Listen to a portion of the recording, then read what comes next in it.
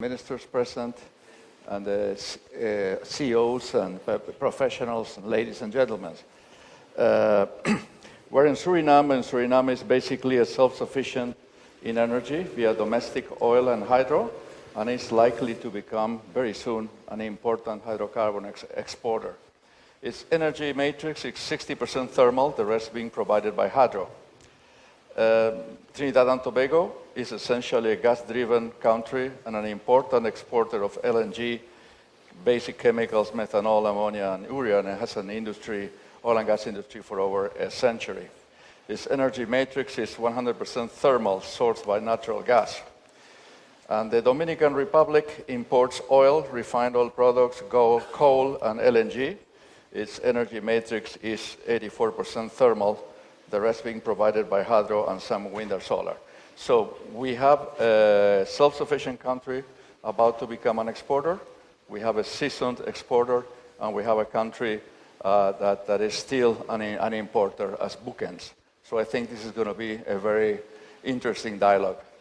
We're going to start, I'm going to start by introducing His Excellency Stuart Richard Young, who's currently Minister of Energy and Energy Industries and Minister of the Office of the Prime Minister of Trinidad and Tobago. Mr. Young has previously held the post of Minister of National Security, Minister in the Ministry of the Attorney General and Legal Affairs, and Minister of Communications. He has served as a Member of Parliament in the House of Representatives since 2015 general election. He's an attorney educated in the University of Nottingham, England, and in the Hugh Woodin Law School in Trinidad and Tobago. He has been admitted to the Bar of England and Wales, as well as the bars of Trinidad and Tobago and of the Commonwealth of Dominica and Bermuda. Please help me welcome His Excellency, Mr. Stuart Young.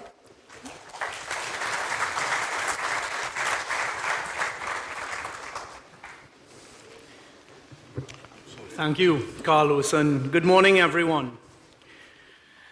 I think, hopefully, at this stage, Trinidad and Tobago requires very little introduction to those who have been involved in the hydrocarbon business, which I assume the vast majority of you have. But just by way of context, and just to give you a little bit of background, we are about 5,100 square kilometers. We're a twin island state, and we're the southernmost islands of the Caribbean and the closest to South America. We have been exploiting hydrocarbons, oil, for well over 100 years, and we've built up quite a sophisticated gas industry, natural gas industry, over the last 40 years. The first discovery of oil was in 1857, and then we commercialized the exploitation of oil in the early 1900s. So we have quite a sophisticated hydrocarbon economy. It was about 4 decades ago, actually the year of my birth, 1975, that the country took a decision to find a way to utilize gas. And a few years later, started building out the use of what at the time was associated gas, and built its first ammonia plant in the late 70s, early 1980s. There are a few messages I'd like to give here today. The first is that we must always remember that hydrocarbon resources, in particular oil and gas, are depleting resources. So at our max peak of oil, we were producing about 200,000 barrels a day. And that was not too long ago. Right now, we're producing about 60,000 barrels of oil per day. So it's a lesson as to how quickly these resources can deplete, and that you need to be planning for the next phases. Fortunately, there was foresight in the late 70s, early 80s, to get into the gas industry at a time where it really wasn't being exploited, monetized, commercialized, and monetized in the Western Hemisphere. So we started with that first ammonia plant in the early 80s, and then over time built quite a sophisticated gas industry. Taking that leap of faith, which worked out very well for Trinidad and Tobago, in the late 80s with the decision and the building of the first LNG plant in Trinidad and Tobago, the first LNG train in Trinidad and Tobago in the 1990s, And at the time, Train 1 was the largest LNG plant, LNG train in the whole Western Hemisphere. I think actually in the world at the time. We subsequently went on to build 3 other trains. So there's a 4-train facility that actually takes the natural gas and produces LNG in Trinidad and Tobago. Again, quick lesson, at our peak production, which was not so long ago, in 2006, we were producing about 4.1 BCF of gas a day. Today, we are producing 2.8 BCF of gas a day. So for a country like Suriname, where hopefully these God-given natural resources that are in your basin, you have to plan ahead and learn from the lessons that we have learned, sometimes the hard way, but fortunately been able to navigate over time. That 1, they're depleting resources. 2, the context that I would like to suggest you bear things in mind is a little bit of what I touched on yesterday. The world is a very different world to what it was in the 1980s and 1990s.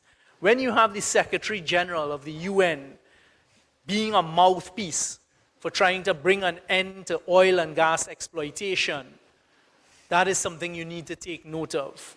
Fortunately, and we have Total here today who are very invested in your basin and doing your exploration and hopefully soon your production. We, the governments in this region, and in particular the Suriname, the Guyana, the Trinidad and Tobago, and there are other countries that we believe their hydrocarbon resources, Barbados, Grenada, who are along the same geological fault lines, etc. We are prepared to work with all of the multinational oil and gas companies to bring our natural resources to commerciality and to exploit it to be able to develop our respective countries on behalf of our citizens. That's the first point.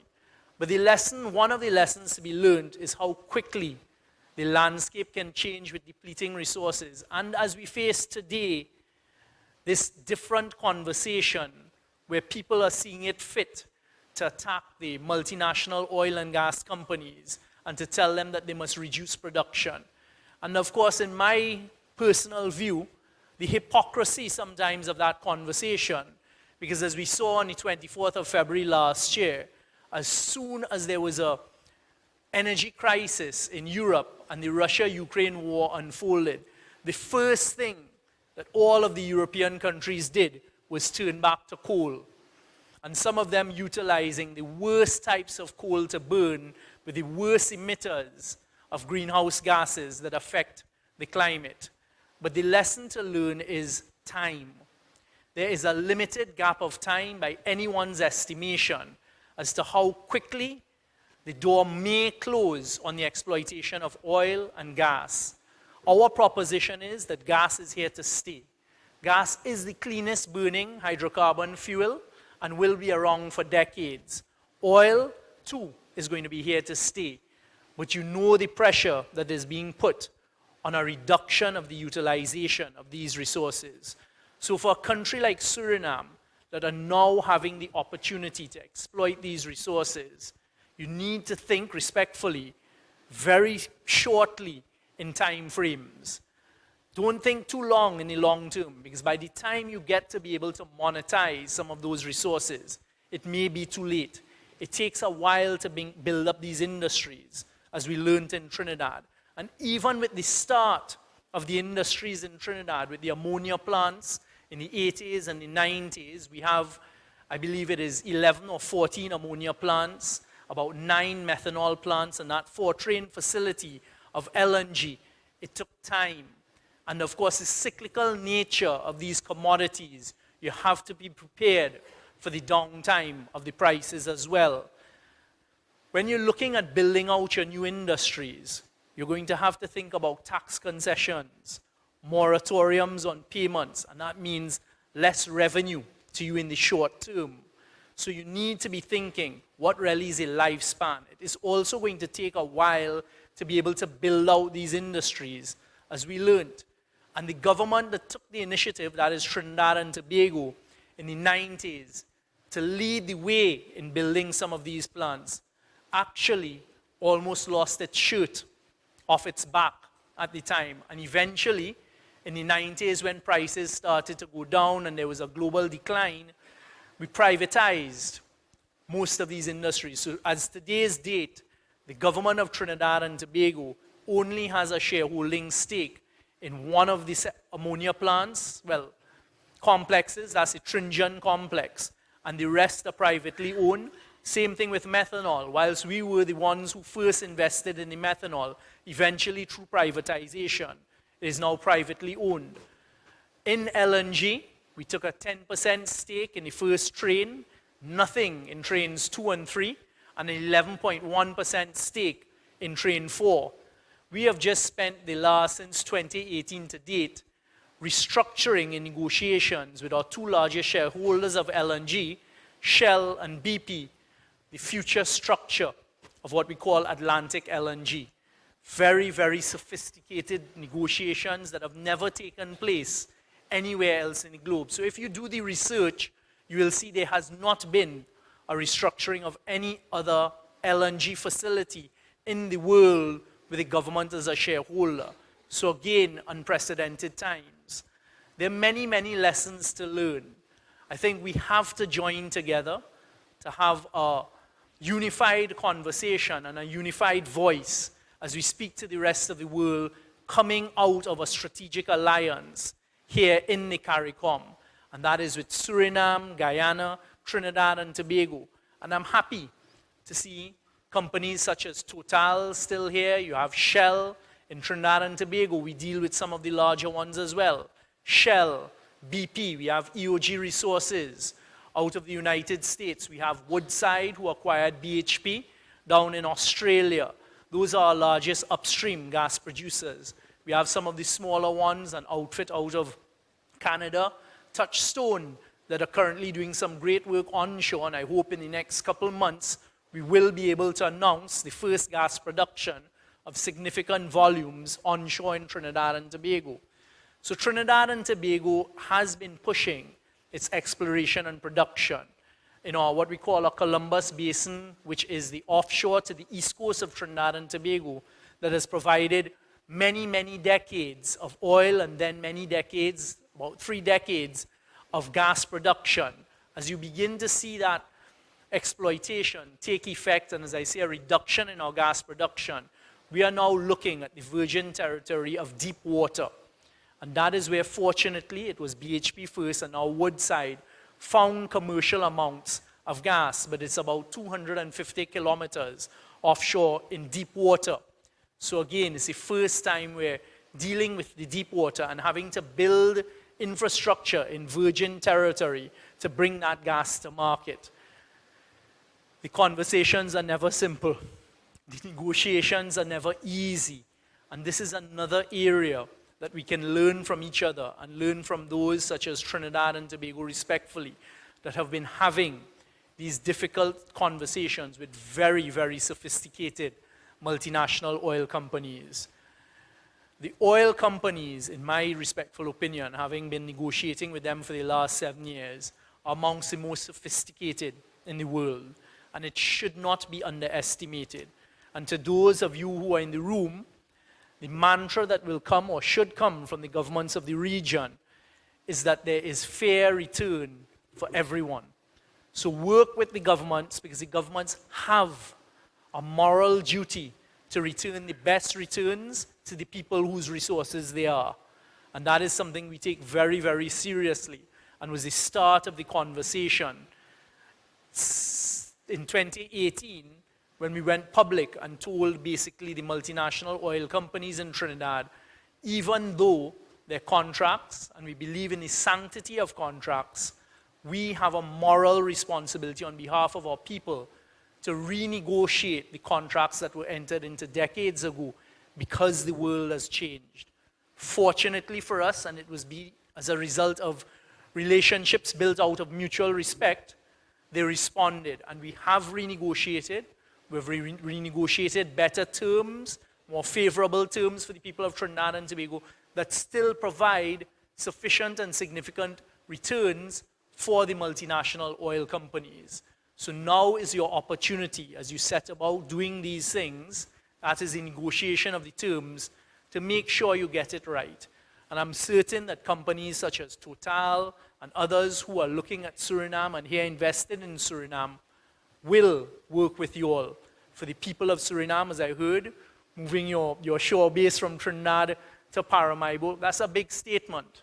And to then be saying that you're utilizing local content and employment, that too is something that is very commendable and something that we hope will continue in the future. Trinidad and Tobago has a lot of lessons that can be learned from. The main thing and message that I'd like to provide here today is that we are open, willing, and looking forward to working with other jurisdictions or brother and sister countries like Suriname and Guyana and others. Because if we have one unified voice going forward, especially in this very sophisticated environment of global energy, that some people are trying to close the doors on us, we will only have a stronger voice. So as I said, we in Trinidad and Tobago are producing the LNG, the methanol. We are the largest exporter of ammonia in the world. We intend to continue doing that. Second is Russia. We know what's going on in Russia. Another message is that we must be allowed the opportunity to work with neighboring countries who have very expansive and significant natural resources. And in this instance, I am talking about a country that is 7 miles off of the coast of Trinidad and Tobago. 7 miles off of the coast of Trinidad and Tobago is Venezuela, with the largest proven oil reserves in the world. In 2018, Trinidad and Tobago had negotiated a commercial term sheet for the exploitation of gas into Trinidad and Tobago with the government of Venezuela. It is 17 kilometers of pipeline from a field called Dragon in Venezuelan's maritime waters to the closest platform in Trinidad and Tobago, the Hibiscus platform, that would then allow them to bring that gas resource to a global market. Were it not for the sanctions put on Venezuela in 2018 by the United States, we would have been producing that gas in 2020. 17 kilometers of pipeline. So unfortunately, Trinidad and Tobago got caught up in this world of geopolitics and got caught up in that world and became collateral damage to a great extent. Last year, the Honourable Prime Minister, Dr. Raouli, and myself spent significant time in the corridors and the halls of Washington, D.C., and I personally in Caracas, Venezuela, at the Presidential Palace and other offices, negotiating for us to be able to exploit and to bring to market this gas in Venezuela. On the 24th of January this year, we got a bit of a reprisal by getting an OFAC waiver from OFAC, the US Treasury, to be able to work with Venezuela on this. Unless we are allowed in this region to be able to access our own resources and to exploit our own resources, we are going to be once again left behind, which unfortunately, historically, is what has happened for decades. We must not allow this to continue to be the story of the CARICOM, to be the story of Latin America. Unfortunately, I see it happening with our brothers and sisters in Africa as well. We must become the voices that must allow us responsibly to be, and it's sad when you have to be permitted to exploit your own resources. I look at what happens in Africa where there is so much natural resources and the exploitation not of the resources, but them not being permitted in a responsible manner to access those resources to produce the energy security that they so desperately need. We are in control of our own destiny. And we in Trinidad and Tobago are prepared to continue being the voice of reason and to continue being the voice of leadership, working hopefully along with others in the region to allow the responsible exploitation. Because we recognize firsthand what are the ill effects of global climate change. We suffer it right here in Suriname, in Guyana, in all of the small island states of the Caribbean. And I'll just make another point on that note. The promise from COP26 of the wealthy developed nations to put trillions of dollars on an annual basis into accounts for access of small developing countries has not happened. It just has not happened.